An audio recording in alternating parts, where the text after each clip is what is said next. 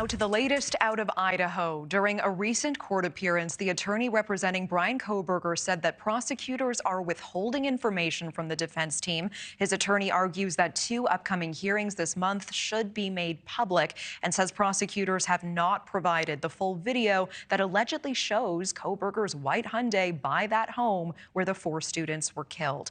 Kohberger's attorney also arguing that the case should be continued to be made public. The prosecuting deputy attorney rebutting, though, saying that while the trial will be public, not all of the hearings should be due to the information being discussed.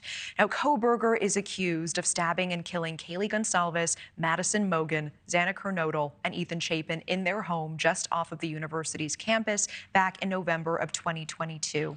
Here now to discuss the very latest developments in this case, NewsNation legal analyst and criminal trial attorney Sarah Azari. Sarah, thanks for joining us on this tonight. Good to be with you, Natasha. So, Sarah, the families of the victims are so frustrated right now. They're speaking out saying that this case is turning into what they are calling a hamster wheel of motions, hearings, and delayed decisions. What do you make of Kohberger's attorney's latest claims? Yeah, I empathize with the families of these victims. It's difficult to be waiting for justice in such a horrific case and not really understanding that these are not delays for the sake of delay. The biggest, I think the heaviest claim, the recent claims that Ann Taylor's made, to me is the one that stands out is the idea that the prosecution is withholding evidence. That's really, really important. And you pointed out the video.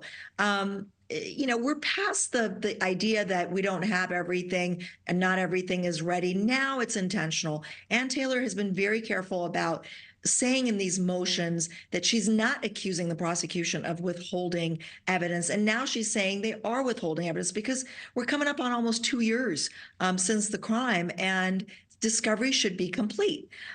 There's a price to pay. The defendant is deprived of his right to a fair trial. The judge might say that the evidence is kept out, doesn't get to come in at trial. And, we're seeing this in the Scott Peterson case. If some of this is Brady evidence, decades later, if Kohberger's convicted, it could pave the way to an exoneration. So it's a very serious accusation, and I think it's true. Yeah, that is such an important point. And, let's talk about the alibi here. Kohberger's attorneys claiming he does have an alibi for the night that these 4 students were murdered. They claim that he was driving in several areas outside of that town that evening, that he was not near the home. Prosecutors now argue that his alibi comes up short of the legal standard. They are urging the judge to reject it. It seems like an easy way to confirm his whereabouts would be to use his cell phone data. But we see prosecutors saying that information does not rise to the level of an alibi. Cell phone data has been used in other cases as evidence, so why shouldn't it be used in this case? I think there's got to be some reason forensically that his data maybe is not conclusive of where he was.